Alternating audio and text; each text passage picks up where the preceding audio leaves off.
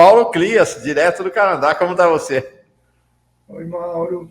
Prazer falar contigo. Oi, todo mundo da comunidade aí da TV Fórum. Legal. Eu prometi que não ia fazer uma brincadeira com você, mas eu vou fazer. Né? Faz. Que eu não estou no Canadá, eu estou no Quebec.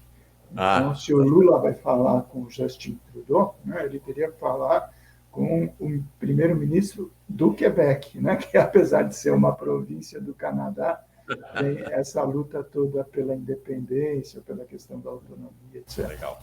Mas, enfim, saindo das brincadeiras, vamos discutir o que Vamos mais embora. interessa. Paulo Clias é um dos mais respeitados economistas brasileiros, é doutor em economia pela Universidade de Paris 10, em Nanterre, lá na França, e integra a carreira de especialista em política pública e gestão governamental do governo federal. Eu tenho acompanhado os artigos do Paulo e as suas intervenções em vários desses grupos de WhatsApp que reúne gente de esquerda que fica lá falando um monte de coisa, falando sobre a Ucrânia, falando sobre a economia, falando sobre o Capelli, falando sobre tudo, né? E um tema preponderante é o tema da economia. Então, Paulo, a gente não teve a oportunidade de... Bom, só para dizer o seguinte, além disso, gente, lá 77, 76, 77, 78, nós nos conhecemos no movimento estudantil. Eu, estudante de jornalismo na Casper Libero, o Paulo, estudante... Ciências sociais, né, Paulo? Na USP? Não, naquela época eu estava na arquitetura e urbanismo. Ah, exatamente. Na arquitetura lá da USP. E a gente naquelas assembleias, 4, 5 mil pessoas lá no prédio da História na USP, passeatas, manifestações. E ficamos amigos, mas essa é a vida, né? Às vezes ficamos anos sem nos falar, mas quando a gente se encontra é como se tivesse deixado de falar semana passada, né? Essa é a característica da boa amizade, né? Paulo, eu queria te ouvir, então, a primeira avaliação, depois eu tenho alguns temas específicos, sobre o arcabouço fiscal. Você tem escrito muito sobre esse tema do arcabouço fiscal. Queria a tua avaliação. Já ouvi aqui o Decache, vai estar com a gente semana que vem, o Eduardo Costa Pinto, o Paulo Rossi, já a Juliane Furno. Queria te ouvir sobre o arcabouço fiscal. Bom, então vamos lá. O que aconteceu? A gente se lembra na passagem do governo, quer dizer, foi acertada a aprovação de uma emenda constitucional, né, que virou então a emenda constitucional 126, que iria viabilizar, né, o início do governo Lula, quer dizer, sem as amarras que eram previstas no teto de gastos, né, que ficou com aquela emenda constitucional 95, que o Brasil passou a ser o único país do mundo que tinha uma regra tão draconiana, né, de austericídio fiscal, como eu disse. O problema é que o governo não fez, do meu ponto de vista, quer dizer, o caminho correto, né? Quer dizer, durante a campanha isso era muito dito, olha, o teto de gastos tem que ser revogado, ponto, né? Quer dizer, ele é um equívoco do ponto de vista de política econômica, de política fiscal, ele prejudica o crescimento da economia, ele prejudica a maioria da população que tem os seus direitos sociais, tá certo? Que se concretizam por despesas públicas reduzidas, essa coisa toda. Mas não, a opção foi por condicionar a revogação do teto de gastos, vamos lembrar, ele está valendo até hoje, a aprovação de uma lei complementar que tratasse da questão das regras fiscais, né? Então, a gente pega os jornais mais conservadores, né, os meios de comunicação mais ligados ao sistema financeiro, inclusive, passaram a chamar essa regra de âncora fiscal, né? Porque a gente vê a imagem da âncora, ela puxa para baixo, ela está presa no fundo do oceano e ela impede o barco de se mexer. Essa é que é a ideia, é continuar imobilizando, né? E para a elaboração dessa lei complementar, quer dizer, a equipe do Ministério da Fazenda, todo mundo acompanhou, ela só se preocupou em fazer alguma interlocução, alguma conversa com o presidente do Banco Central, o Roberto Campos Neto, que é um sabotador da política econômica do governo, e com representantes do sistema financeiro. O Haddad não falou com nenhum dessa lista de economistas que você está vendo por aí. Ele não falou com as centrais sindicais, ele não falou com as entidades da sociedade civil, que tem todo o interesse, a saúde, a educação, os aposentados, a previdência, os servidores, a indústria nacional, né, que vai ser objetivamente também prejudicada pela queda nos investimentos. Não. O único setor, né, as únicas pessoas que têm direito, entre aspas, a falar sobre isso são banqueiros. Né? O resto da sociedade não parece que não tem direito de opinar. E aí, o que aconteceu? Ontem, né, a gente viu, o presidente Lula, então, acabou encaminhando esse projeto de lei complementar. Ele já tem número, né, para a gente começar a acompanhar, é o PLP, né, que é a sigla de Lei Complementar 93 de 2003. E qual é o problema? Quer dizer, a lei complementar, né, que o governo encaminhou, ela é melhor do que o teto de gastos. Isso não está em discussão. Né? Então, muita gente começa, não, mas ela é a melhor. Como se isso fosse uma vantagem, né? Isso não é virtude para ninguém, nem muito. É que nem aquela coisa, nossa senhora, aquele político é honesto. Como se isso fosse uma vantagem, né? Não é obrigação ser honesto. Exatamente. É aquela história do bode na sala, né? Quer dizer, o teto de gastos era um bode enorme, né? Todo respeito aos bodes, mas enfim, sujo, fedido, etc. E agora você tira o bode e coloca alguma coisa um pouquinho melhor e passa a vender, né, para a sociedade que a situação está melhorando. E não é disso que se trata, esse é que é o ponto. Entende? Quer dizer, o que acontece? Vamos levantar alguns problemas que estão presentes nesse projeto e depois a gente pode conversar, né, também da questão política, porque essa medida vai ter que ser aprovada. O primeiro deles é o seguinte, ela continua falando a regra do superávit primário, que é um crime. Né? Quer dizer, isso é uma verdadeira armadilha que foi introduzida na legislação brasileira, no discurso dos grandes meios de comunicação, né? E acaba sendo repetido por muita gente, inclusive pelo presidente Lula. Isso alguém tem que avisar o Lula, né? Eu já conversei com ele algumas vezes, é um equívoco. Né? O que significa resultado fiscal primário positivo? Né? E o pessoal bate no peito para dizer, está vendo, nós somos eficientes. Por quê? Porque o superávit fiscal primário aconteceu. O detalhe é que tem esse adjetivo, Mauro, primário. Por que não se fala em superávit das contas públicas no genérico? Porque isso aí foi uma malandragem que se criou no sistema financeiro internacional na década de 1980, quando estava começando a ser discutida as dívidas dos países do terceiro mundo, porque houve, né, uma série de países, inclusive o Brasil, né, de dificuldade de pagar a sua dívida externa, etc. Na renegociação com o Fundo Monetário e com o Banco Mundial, por isso Washington, né, nos Estados Unidos, se criou o termo consenso de Washington. Era a ideia, então, de que os países, tudo bem, vocês vão receber dinheiro novo para financiar e rolar essa dívida, mas elas são condicionadas, essas somas, a medidas de ajuste macroeconômico, então veio liberalização, privatização, etc., e superávit primário.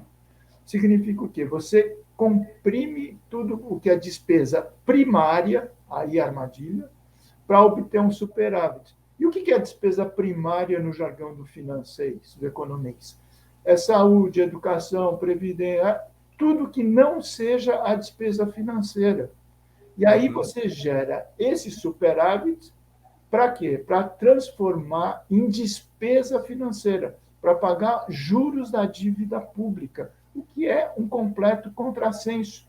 Eu vi que você teve uma... Ou seja, você esmaga doentes, professores, pessoas miseráveis no Brasil, esmaga para sobrar dinheiro para pagar juros para os ricos do país. Exatamente. Eu estava vendo outro dia, você fez uma live excelente aqui com o nosso amigo em comum, Antônio Martins, né?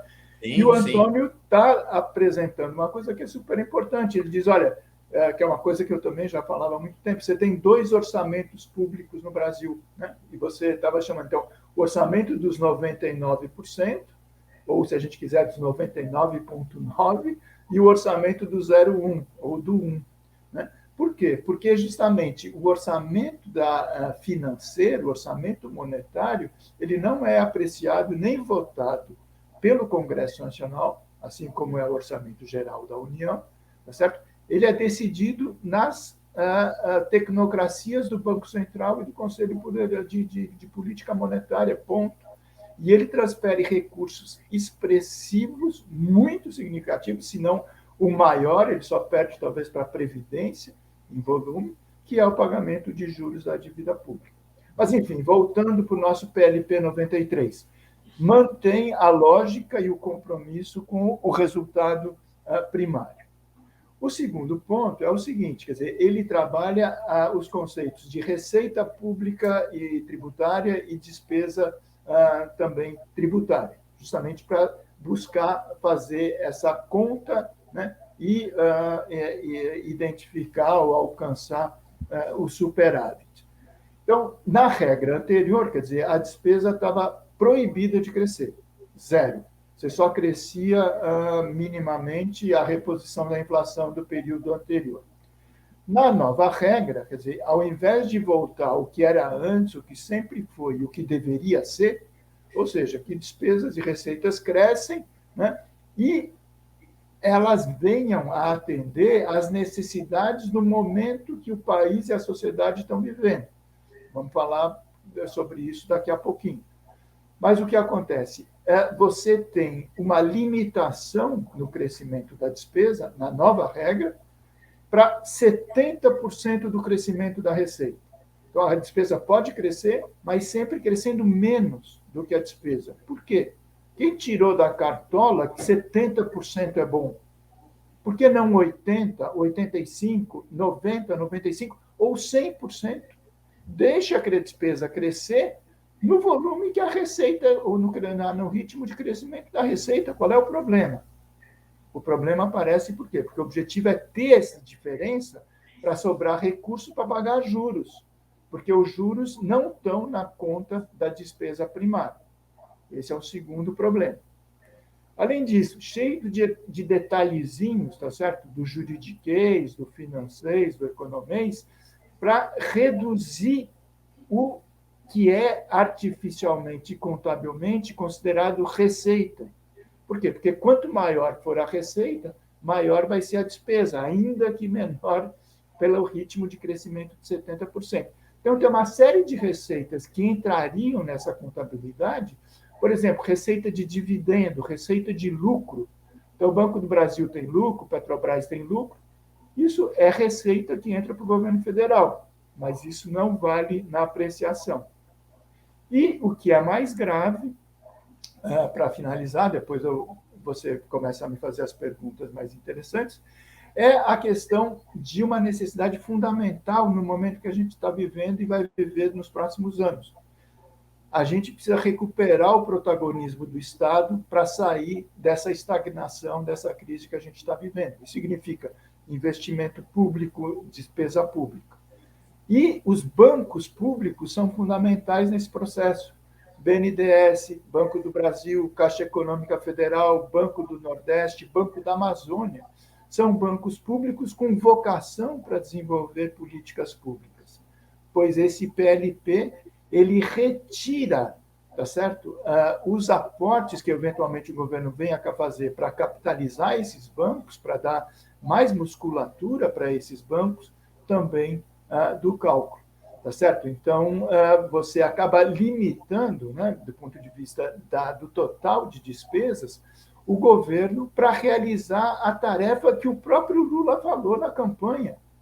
Todo dia ele dizia, temos que, recuperando, né, o jargão do Juscelino Kubitschek, né, de 60 anos atrás, né, que o Juscelino dizia, vou fazer 50 anos em 5, porque o mandato presidencial na época era 5 anos, né? O Lula dizendo, vamos fazer 40 anos em 4. Para fazer 40 nesses 4, ele precisa se livrar, né? O Brasil precisa se livrar dessa continuidade da austeridade fiscal presente nesse projeto de lei complementar. Uhum. Deixa eu te falar, Paulo, duas questões para continuar a nossa conversa. A primeira é esta que você trouxe. Tem um sujeito muito bonitinho lá na equipe do Haddad, mas é o cara das, como dizem os gringos, das bad news, né? Só traz notícia ruim, né? Parece que o Haddad separa para ele, assim, ó, você é o cara que vai dar as notícias que os banqueiros vão adorar e o resto do país vai chorar, que é o secretário do Tesouro, né? O Rogério Serron.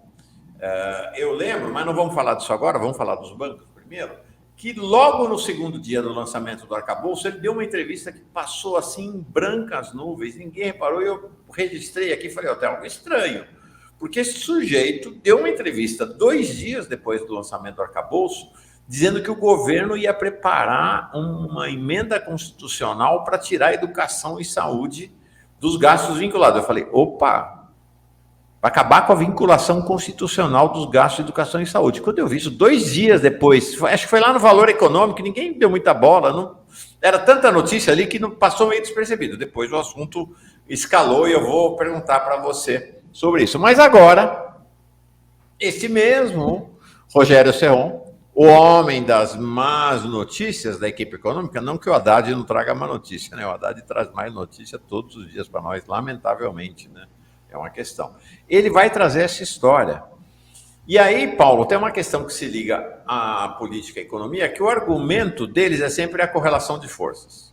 Não, porque a correlação de força não permite fazer mais do que isso, porque a correlação de força, porque é governo de frente, porque os banqueiros...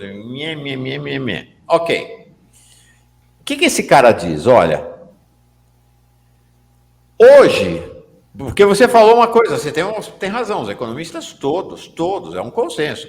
A regra, o arcabouço fiscal é melhor do que o teto de gastos, como você falou, como se isso fosse uma grande vantagem, mas é melhor. Mas nesse aspecto, gente, é pior, porque olha o que ele diz aqui.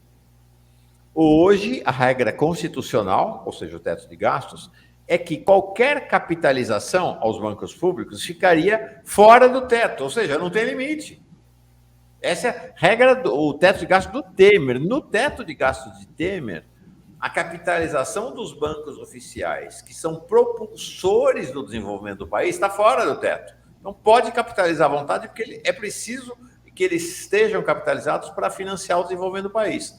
Nós achamos por bem deixar claro que não temos nenhuma intenção de usar a capitalização das instituições financeiras fora da regra do teto.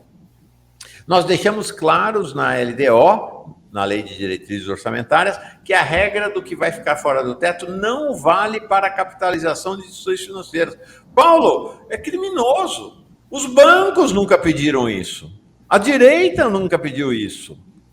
O teto de gastos do Temer não tinha isso. Eles estão entregando algo que nem foi pedido pelos banqueiros, pelo chamado mercado e pela direita. É muito chocante. Eu fiquei muito impactado com isso. Não, você tem toda a razão, né? Eu estava justamente nesse dia, né, em que a coisa saiu, eu fiquei mais preocupado do que eu já estava. Porque eu vi num dos grupos que a gente participa, você sinalizou, falou, tem encrenca aqui, né? Logo no dia que saiu o anúncio mais detalhado, né? Agora, no começo da semana, né? Exato, porque vamos voltar, quer dizer, a questão dos bancos públicos, quer dizer, não é uma questão puramente de princípio, uma questão ideológica, né, que é a favor ou contra a presença do Estado na economia, não é esse o debate. A questão é o seguinte, quer dizer, está mais do que provado, né, que, do ponto de vista da política econômica, quer dizer, o que a gente precisa são instrumentos, e não é uma regra brasileira, não é uma nova jabuticaba, isso está sendo feito nos Estados Unidos, aqui no Canadá, na Europa, etc. É aquilo que no economês a gente chama de medidas contracíclicas, anticíclicas, pensando cíclica no ciclo da economia. você pode ter ciclos de crescimento, ciclos de recessão, momentos de estagnação, como a gente está vivendo agora. E nesses momentos, quer dizer, ao contrário do que diz o senso comum, é o momento que o Estado tem que sair gastando mais. Você percebe? Quer dizer, então, não vale para um Estado nacional, para um país, para um governo como o caso brasileiro, o que vale para mim, para você, Mauro, para todo mundo que está nos assistindo. Se eu não tenho dinheiro, eu não posso gastar, ou eu vou buscar dinheiro emprestado, no AJ, etc. Né? E, infelizmente, o próprio presidente Lula, às vezes, repete, né, esse equívoco. Todo mundo está se lembrando. Ele diz, não, porque eu aprendi... Sendo que na crise de 2008 ele fez o certo, né? Fez o contrário do que ele está falando agora. Exatamente. Os países europeus, principalmente começando pelos Estados Unidos, né, quer dizer, saiu gastando, né, para evitar o pior, que era a crise se espalhar, se generalizar, etc. Quer dizer, 2008, 2009 foi um marco no pensamento econômico do próprio conservadorismo, do establishment do sistema financeiro internacional, em que eles perceberam, ou a gente vai sair gastando agora, rompendo com a lógica da austeridade que valia até a antivéspera, ou então o sistema corre o risco de um colapso. E isso flexibilizou, depois veio a crise da Covid também, que isso se manteve. Então, existe uma flexibilização, né, da chamada política fiscal no centro do capitalismo desenvolvido. Mas aqui no Brasil, ou aí no Brasil, isso não vale. Quer dizer, a elite do financismo brasileiro, ela se cerca, ela se blinda, e por mais que eles adorem, né, repetir o mantra de que o que é bom para os Estados Unidos é bom para o Brasil, nesse quesito, não. No sistema financeiro, ninguém mexe. Isso significa o quê? Que você não tem instrumentos para fazer essa política contracíclica, essa política anticíclica. E um dos instrumentos, óbvio, a gente já vai falar, né, despesa pública, investimento público, orçamento, etc., mas são os bancos públicos. Né? Quer dizer, você tem que ter um BNDES robusto, forte, com musculatura para emprestar. Você tem que ter um Banco do Brasil voltando a fazer o que ele sempre fez, que é a capacidade de emprestar para os pequenos, médios, agricultores. Você tem que ter a Caixa Econômica. O governo está falando da Minha Casa Minha Vida, é habitação. A Caixa Econômica Federal é a sua vocação histórica, é fazer empréstimos na área do saneamento e da habitação. O Banco do Nordeste, o BASA, para a política regional, para o Nordeste, para a Amazônia, são fundamentais. E, para isso, a gente precisa reverter justamente o que aconteceu a partir do governo Temer. Além do teto de gastos, eles desidrataram completamente o BNDES, que havia sido capitalizado nos governos anteriores, na época do Lula, da Dilma. O Temer, veja, ele obrigou o BNDES a devolver 600 bilhões, Mauro. É 0,6 trilhão que estava em recurso do banco para fazer política de financiamento e devolveu para o Tesouro para quê? Para fazer superávit primário e se destinar ao pagamento dos juros, tá certo? Então, isso é uma... Essa regra do Seron com o Haddad, agora, do Haddad que o Seron anunciou, vai sufocar os bancos públicos, Paulo, no tempo? Com certeza, porque tem um dispositivo ali, tá certo? Quer dizer, não é o caso a gente discutir, mas é um inciso do parágrafo 2º, artigo 3º, que diz, ele tão fora do teto de gastos, tá certo? Para cálculo, apenas os aportes para empresas estatais não financeiras. Ou seja, esses 5 grandes bancos públicos que a gente comentou estão fora. Então, imagina, um aporte para o banco, o BNDES, por exemplo, se quiser repor os 600 bilhões, que era para repor minimamente as condições que ele tinha 7 anos ou 8 anos atrás. Se o governo quiser fazer isso, já estourou o teto. Né? Não pode fazer mais nada. Então, foi uma forma de sutil, e com essa declaração do Seron, que explicitou na época essa intenção, isso tira. Outro problema que é uma bomba de efeito retardado que está colocado. Né? Quer dizer, quando você diz, olha, o conjunto das despesas só pode crescer a 70% do ritmo do crescimento das receitas, você coloca uma briga fratricida, tá certo? Autofágica, do conjunto das despesas. Porque a gente tem algumas despesas, por exemplo, saúde, educação, que são previstas na própria Constituição. É uma parcela do crescimento da receita líquida, né? Então, quanto cresce a receita, a Constituição diz, tem que crescer X% a despesa, tem que crescer X% a saúde, a educação e a saúde. Se você vê isso numa perspectiva de médio prazo, em que a despesa está crescendo menos que a receita, isso vai significar o quê? Que em algum momento, educação, saúde e a previdência estão crescendo tanto que elas vão comprimir aquelas que não têm proteção constitucional. E aí esse mesmo cara, o Seron, né, se sai com uma máxima de fazer inveja ao Paulo Guedes. Desculpa dizer, mas infelizmente é isso. Todo mundo se lembra, Paulo Guedes chegou todo, né, poderoso, super-ministro, e dizia, temos a política dos 3D. Era desestatizar, né, privatizar, desvincular, tirar essas vinculações, e desconstitucionalizar, tirar essas obrigações da Constituição. Pois já estão dizendo isso, que o governo vai aumentar, mandar no segundo semestre uma proposta de emenda constitucional, uma PEC, para desconstitucionalizar, para tirar esses mínimos de garantia de saúde e educação que ainda estão na Constituição, né, a trancos e barrancos, desde 88. Paulo, é muito chocante. Eu não acreditei que a gente viveria para ver um governo Lula, um governo de centro-esquerda, ou um governo de frente ampla, tanto faz, mas um governo Lula sendo responsável por algo que nem o governo Temer, nem o governo Bolsonaro tiveram coragem de fazer, que é desconstitucionalizar o gasto com educação e saúde. É claro que com o teto de gastos, foi como que suspensa a constitucionalização para a educação e saúde. Sofreu à vontade. Agora, na hora que volta, o governo Lula vem e, olha, de fato, quando eu vi esse sujeito falando isso, esse Seron, 2 dias depois do anúncio lá daquele PowerPoint mequetrefe lá do arcabouço fiscal, eu caí para trás, cara. É um negócio, assim, é um atentado contra professores, profissionais de saúde, contra o povo brasileiro, né? Realmente. Vamos ver se vai passar. O problema é esse, né? Quer dizer, isso aí está com uma previsão que isso viria no segundo semestre, etc.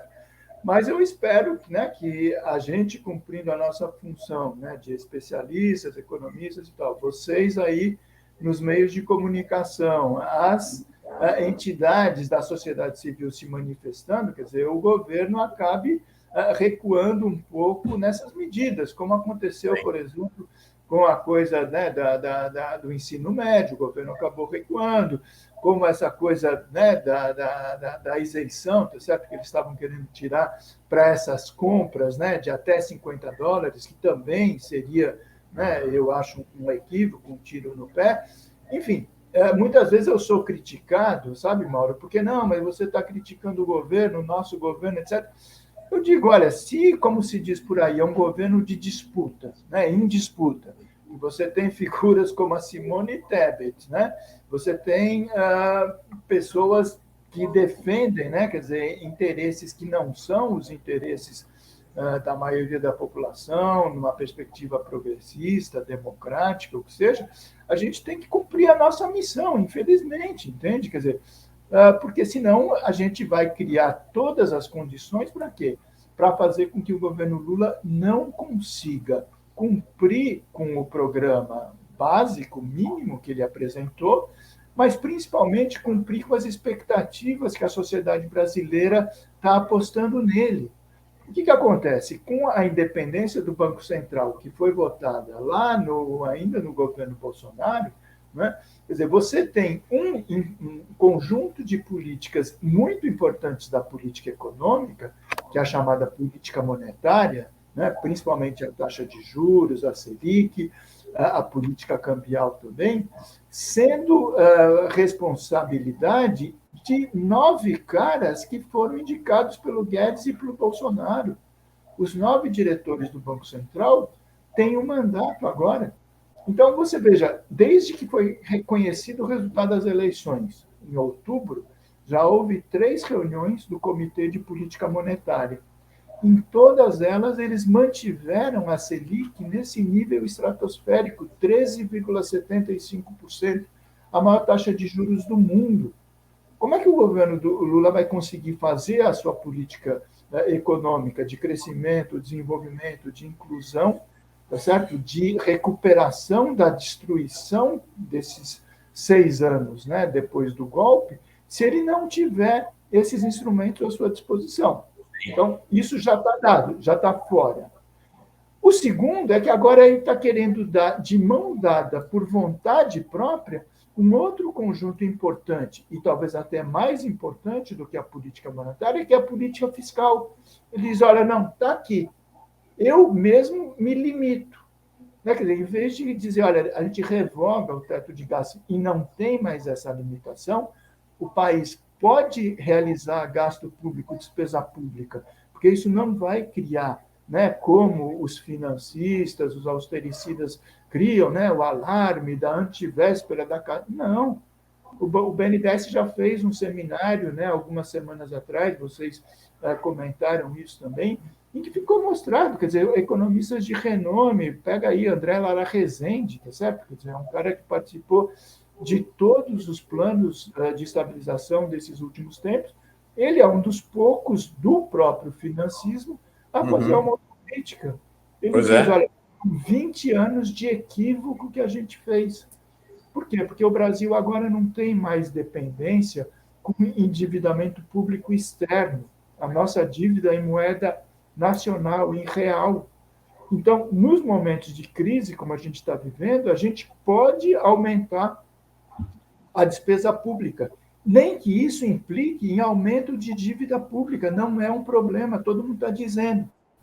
Agora, o sistema financeiro se fecha na sua própria defesa, tá certo? Porque ele tem ganhos extraordinários com esse sistema como está montado, mantém a taxa de juros no espaço, e aí a gente fica completamente amarrado, entendeu? Quer dizer, é o momento de ousar, né? Quer dizer, a sociedade votou pela renovação porque ela tem expectativa que o próprio Lula falou. Eu só aceitei esse terceiro mandato, quero fazer mais e melhor, e olha que ele já fez muito, né? Nos 2 primeiros. Se não tiver instrumento de política econômica, não basta só os desejos importantes, sinceros, da área social. Ele tem que ter os recursos financeiros, recursos orçamentários para implementar essas políticas públicas tão necessárias, tá certo? É isso. Sobre essa questão da crítica ao governo, tem muita gente que, inclusive aqui no chat, fala, vocês ficam criticando o governo, vocês estão ajudando a direita, vocês estão, né, infiltrados, tem muito disso. Agora, importante dizer o seguinte, nós criticamos desde o começo a ideia que o secretário da...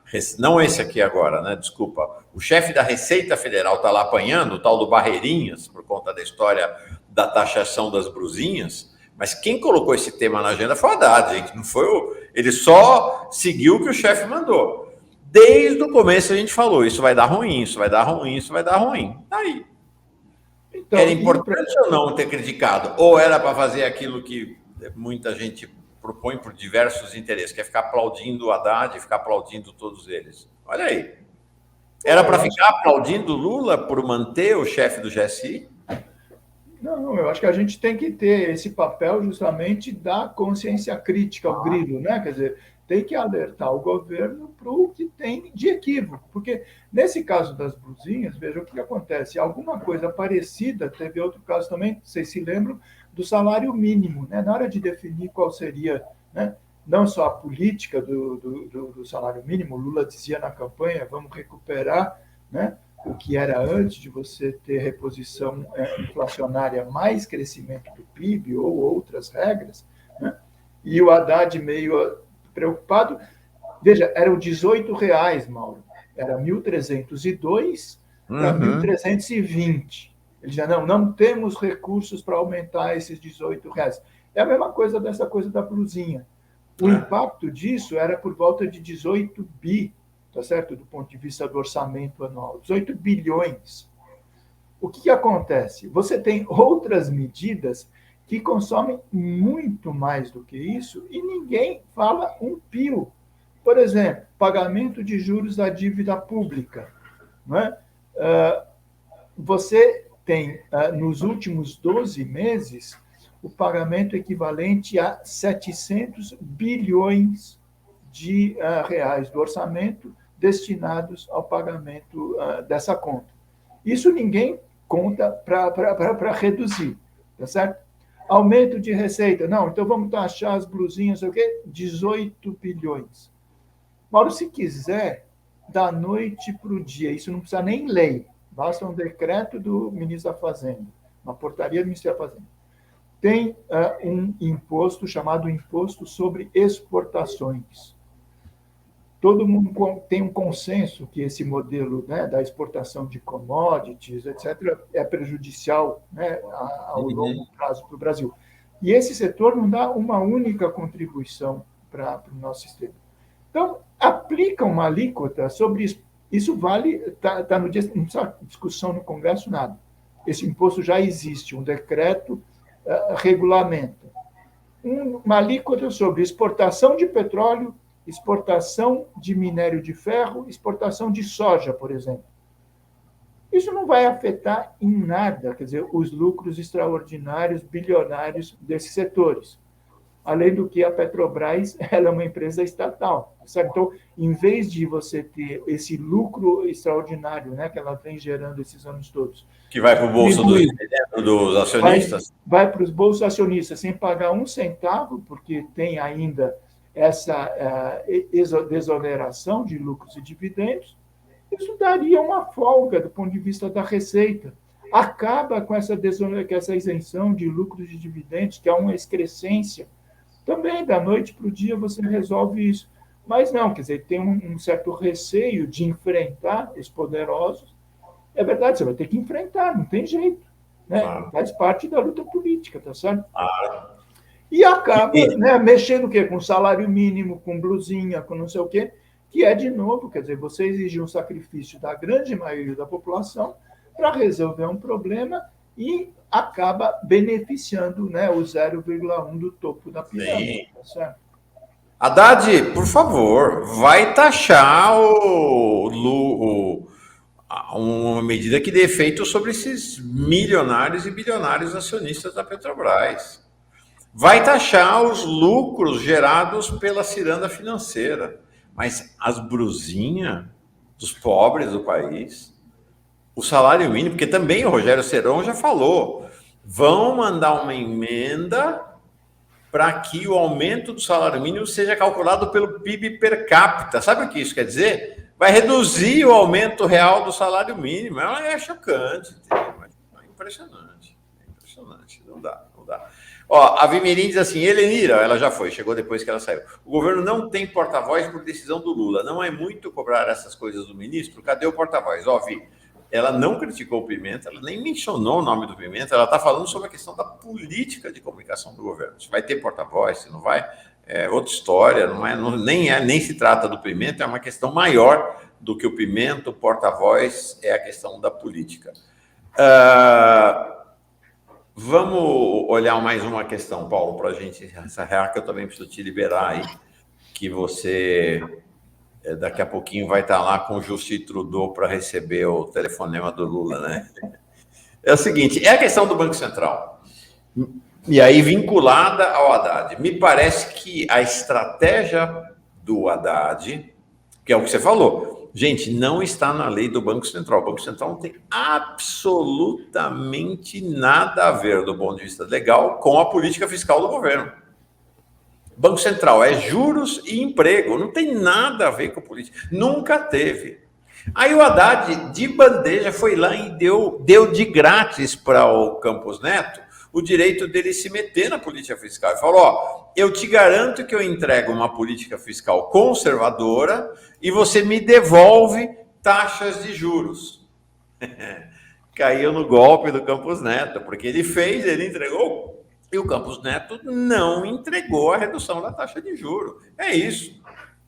O Campos Neto sequestrou os juros do país e o Haddad ofereceu para ele, ó, eu te dou como resgate dos juros do país a política fiscal. Ele deu a política fiscal, ele não entregou o sequestrado. Ontem, lá em Londres, o avô dele, o Roberto Campos original, adorava Londres também, na European Economics and Financial Centre, estava lá, elegante, né? Estava lá o Campos Neto dizendo o seguinte: olha só, gente, a inflação deve voltar no segundo semestre, o trabalho em inflação não está feito e precisamos ser persistentes, queda da inflação está mais lenta do que o esperado. Sabe o que ele está dizendo? Haddad, é uma banana para você, não vou baixar coisa nenhuma os juros. É incrível essa história dos juros e da relação que se estabeleceu entre Haddad e Campos Neto. Eu acho que essa é efetivamente uma estratégia absolutamente equivocada, né? E tem muita gente que diz que o Lula e o Haddad fazem, né, a coisa do bad guy, do good guy, né, o bonzinho, né, o policial bonzinho, o malzinho, mas não está resolvendo. Quer dizer, o Lula, né, desde antes da posse, vem martelando essa questão, né, de que a taxa de juros está num patamar insustentável, está chamando as lideranças, inclusive empresariais, né, industriais, etc., a se manifestar, fica sempre lembrando, né, da época dos 2 primeiros mandatos, quando o vice dele, o Zé de Alencar, né, dia sim, outro também saía para meter o pau, né, no Meirelles, né, que era o presidente do Banco Central, que também, vamos lembrar, estava mantendo a taxa de juros oficial, né, num patamar muito elevado, tá certo? E agora, nesse momento, quer dizer, o que a gente está vendo? Você refletiu bem, quer dizer, o Haddad achou ingenuamente ou não, eu acho que ele não é muito ingênuo, não, essa estratégia de tentar fazer uma, entre aspas, negociação, né, de política fiscal, política monetária. Só que isso é um absurdo, né? Quer dizer, primeiro, mesmo que o Banco Central, né, quer dizer, aceitasse, né, alguma tipo de recuo, vamos dizer, não. Então, o Banco Central vai, né, tentar contemporizar, etc., e vai passar 0,25 na próxima reunião do Copom, que está marcada agora para o começo de maio. A grande vitória das forças democráticas. De jeito nenhum, né? Quer dizer, o nível de taxa de juros oficial que a gente precisa é muito, mas muito mais baixo do que esses 13,75. Baixar para 13,5, baixar mesmo para 13,25 não vai resolver. Vamos lembrar a série histórica. Há um ano atrás, Mauro, você sabe disso, a taxa de juros da Selic estava a 2%. 2%. E começou essa escalada irresponsável e criminosa até esses 13,75. Então, o que se faz necessário, quer dizer, é uma queda substantiva, mas muito grande. Primeiro, por quê? Porque a taxa de juros ela é um fator que leva à remuneração da dívida pública. Então, quanto maior a taxa de juros oficial, maior aquele gasto, né, que a gente comentou, que hoje está no nível de 700 bilhões por ano. Isso é um. E dois, a taxa de juros oficial, a Selic, ela é formadora mínima do patamar das taxas de juros do chamado balcão, né? Quer dizer, então, os bancos fazerem empréstimos, financiamentos, etc., jogam, né, acima da Selic. Então, quanto menor a Selic, em tese, menor as condições para que famílias, pessoas, eu, você, as empresas consigam se financiar. E aí tem um outro problema, porque o Banco Central, e aí vamos dizer, não é a culpa dessa gestão, isso é uma questão histórica desde sempre, nunca se tocou, salvo no momento da gestão da Dilma, ele sempre fez cara de paisagem para aquilo que a gente chama de spread dos bancos. O spread é a diferença que os bancos cobram, né, acima da taxa de captação, que é a Selic, quando ele faz o empréstimo. E o Brasil é conhecido, ele é campeão mundial dos spreads também. E o Banco Central, como regulador e fiscalizador do sistema financeiro, tem a obrigação de reduzir, de punir os bancos pela prática abusiva. Ou o próprio governo fazer o que deveria fazer e ainda não começou, é pegar os bancos públicos, né? Os bancos privados gostam de concorrência, tá bom. Então vamos pegar Banco do Brasil e Caixa Econômica Federal, BASA, BNB, BNDES, e vamos fazer eles emprestarem recurso, porque eles são públicos, estatais, a condições de empréstimo de taxa de juros muito mais baixo do que o oligopólio privado. Aí você obriga uma recomposição de mercado em que a taxa, o custo financeiro, ele pode eventualmente cair. Mas não foi isso que se fez. Quer dizer, tem um outro erro que é o seguinte, quer dizer, o Haddad já falou isso algumas vezes e é um equívoco. Ele tem a esperança de que o salto para frente, a recuperação do crescimento, né, os rumos do desenvolvimento vão ser dados pelo setor privado, e não é verdade.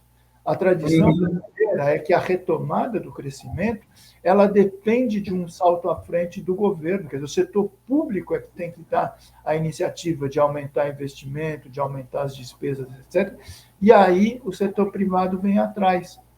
Isso é difícil de acontecer com uma taxa de juros como essa, ela se torna impossível. Quer dizer, qual é o empreendedor que vai arriscar aumentar a sua planta industrial, fazer um novo empreendimento comercial, industrial, etc., se o dinheiro quietinho parado ganha essa remuneração extraordinária que os ganhos financeiros oferecem?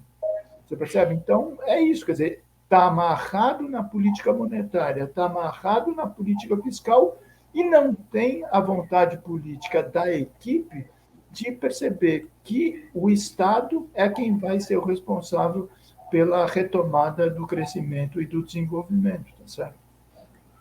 Deixa eu te perguntar, conta de padaria de quem não entende de economia, macroeconomia ou microeconomia. A taxa de juro do Campos Neto com o Haddad, né, porque eles são parceiros hoje nessa taxa de juro, é 13,75. É isso? Isso. A inflação brasileira está girando a casa de 5,5 por mês, porque essa meta aí do 3 e tanto não existe, tá certo? 5,5. 5,5, perfeito. Então, minha conta de padaria diz o seguinte, entre 13,75 e 5,5 tem uma diferença de 8,25 pontos percentuais. Então, se eu comprar título do Tesouro Direto, que vai me pagar a 13,75, acho que pode pagar até um pouco mais do que os 13,75, não é isso? Então, mas que ele pague o 13,75, porque em geral esses títulos eles remuneram o Selic mais um tantinho, não é isso, Paulo? Exato. Mas se ele me pagar só os 13,75, se eu não fizer nada da minha vida, nada, se eu botar uma rede aqui e ficar deitado o dia inteiro na rede, quando chegar no final do ano, o meu dinheiro vai ter rendido 8,25%. Não, gente, não é 8,25%, é 8,25% real, acima da inflação. Exatamente. Você não Para que é que eu vou? Não, você fez. Por que é que eu vou traficar arma, cocaína, o que quer que seja, se eu ganho esse dinheiro desse jeito assim? É esse que é o problema, o drama da armadilha do rentismo e do capital parasita. Tá certo? Quer dizer, o que você fez não é uma conta de padaria. Qualquer especialista em analista financeiro faz essa conta e sabe aquilo que a gente tem dito há muito tempo. Quer dizer, o Brasil é o campeão mundial da taxa real de juros. É simples assim.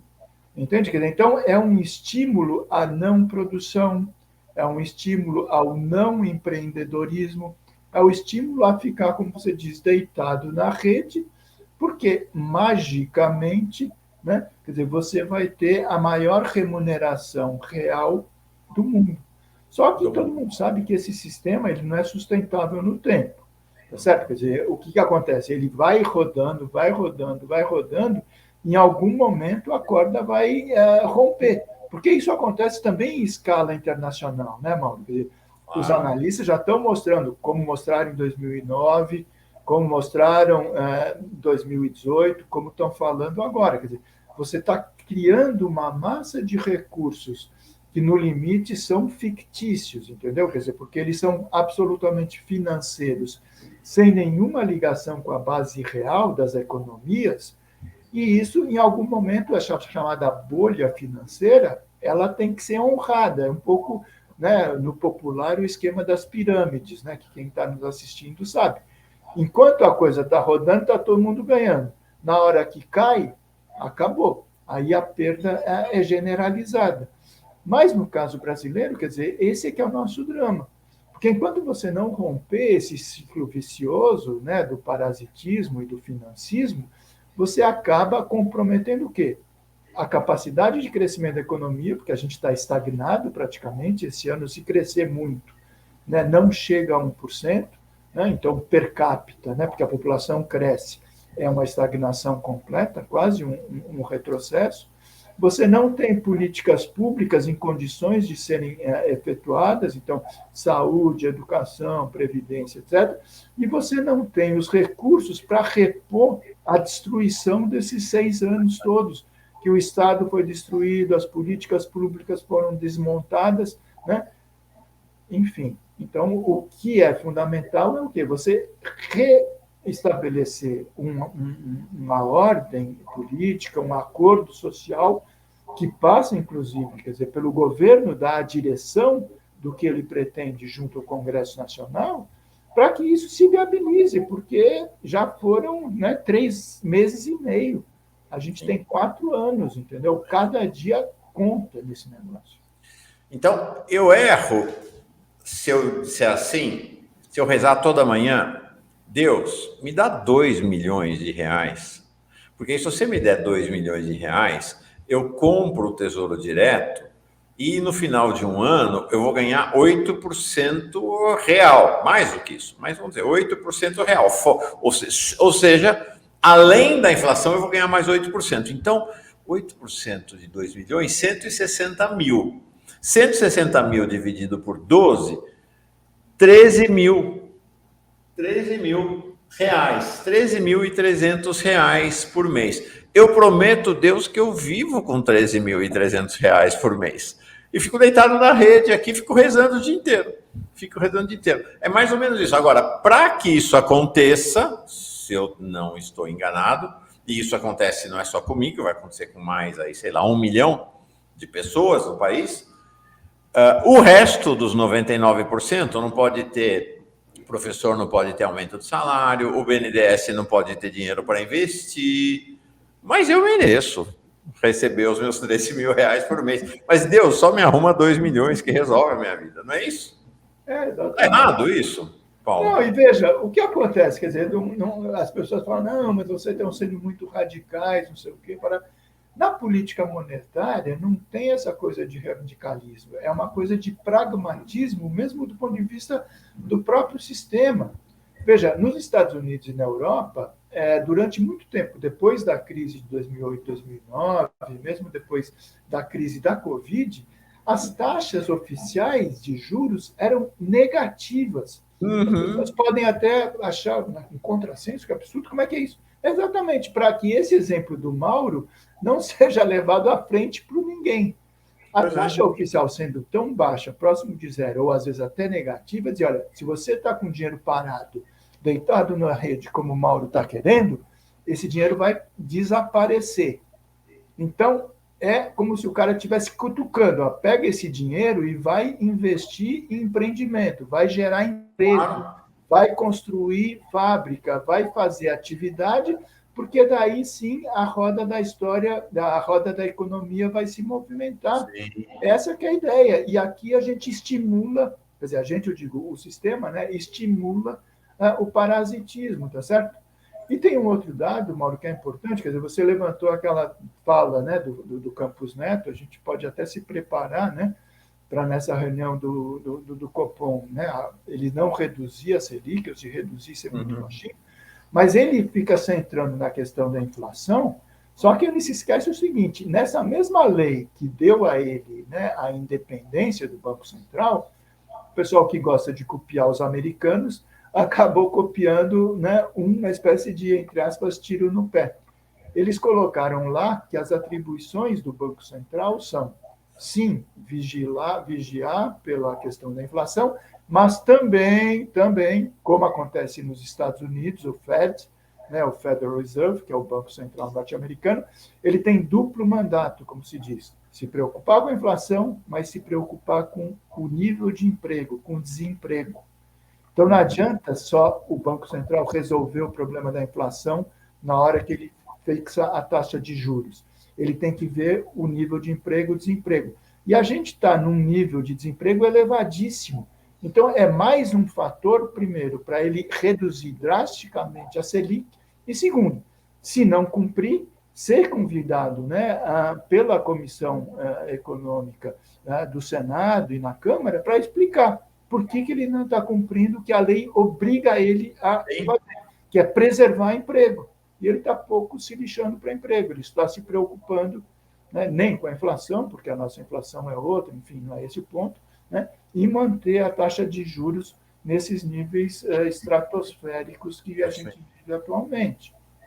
São 4 fatores que podem levar à demissão do presidente do Banco Central. Ele pode se demitir a pedido, ele pode ser demitido se tiver uma enfermidade grave que o incapacite, então ele pode até não pedir, mas pode ser afastado.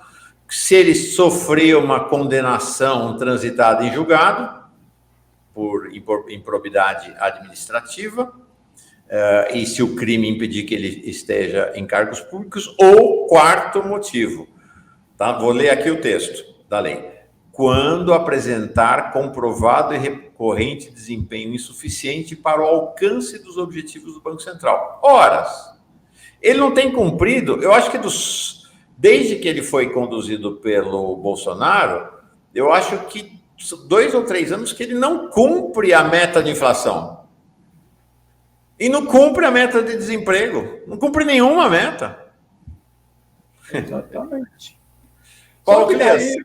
Não, desculpa, não, você tem toda a razão, só que o processo é complicado, né? Quer dizer, o governo teria que aprovar, não sei o quê, manda para a comissão do Senado, e esse Senado, nessa circunstância, quer dizer, muito provavelmente não vai demitir o Campos Neto. Por isso que eu acho que a estratégia que o Lula estava montando, quer dizer, de criar, né, essa frente ampla pela redução da taxa de juros, para tentar minimamente constranger o cara, né, entrega o boné e vai para casa, vai ganhar dinheiro no sistema financeiro privado, né? Só que ele, na condição de um militante, não vou dizer que é um militante bolsonarista, mas é um infiltrado do governo bolsonarista no governo Lula, parece que gostou da missão de sabotar o governo, tá certo? Então, fica essa dificuldade, tá certo? Porque, por mais que o Lula ele já vai poder, até o final do ano, nomear mais 2, então saem 2 diretores, entram 2, dos 9, no final de 24, mais 2, mas mesmo assim, dos 9, só tem 4 indicados pelo Lula. E ele vai ter que ter uma preocupação enorme, ter que ser pessoas que sejam de muita confiança do ponto de vista do projeto que o governo pretende, certo? Que é um projeto desenvolvimentista, de crescimento. Mas veja, aí já vai ter passado a metade do mandato. Pois é.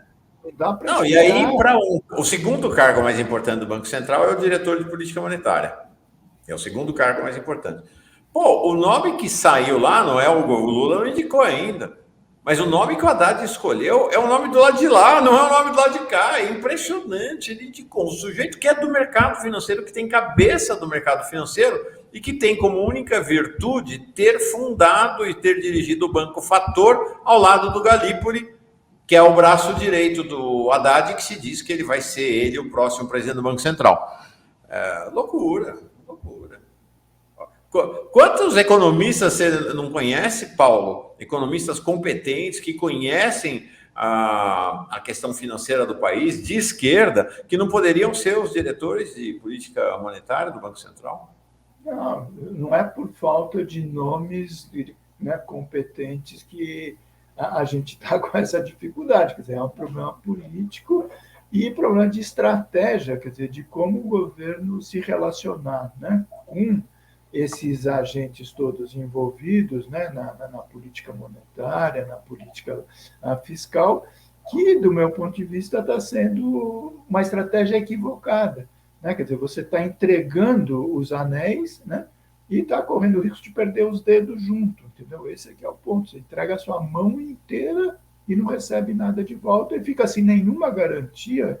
Esse que é o ponto mais que me preocupa, de que o governo consiga cumprir com a sua missão e com as expectativas geradas pela população no momento da eleição, tá certo? Quer dizer, e para isso, de novo, você não pode deixar de ter a política fiscal com instrumento de elevação da despesa pública e do investimento público. Fora disso, você não tem retomada do desenvolvimento. Tá certo? Legal. Paulo Clias vai virar um interlocutor habitual nosso aqui, com toda certeza. Vai montar esse time aí de economistas aqui do Fórum Café, ao lado do Eduardo Costa Pinto, do Davi Decache, do Pedro Rossi, da Juliane Furno. Obrigado, Paulo. Gostei demais. Olha, quando eu falei de ficar vivendo lá dos juros e ficar na rede, eu vou dizer, Deus, por favor, eu não sou preguiçoso. Eu quero esses juros, e aí sabe o que eu vou fazer? Vou pedalar, vou andar de bicicleta com o meu amigo Paulo Clias, que é um super ciclista, quando ele voltar para o Brasil. Prometo que eu não vou ficar na rede não, tá, Deus? Vou pedalar, vou andar de bicicleta, vou pedalar todo dia com o Paulo Clias. Prometo que pedalo 60 quilômetros por dia. Vou cobrar, porque senão a gente vai ficar reproduzindo aquela síndrome do Macunaíma, né? Que fica deitado na rede, que preguiça, né? Não, vamos trabalhar. Obrigado, Paulo. Foi ótimo. E todo mundo que está nos assistindo. Tudo de bom.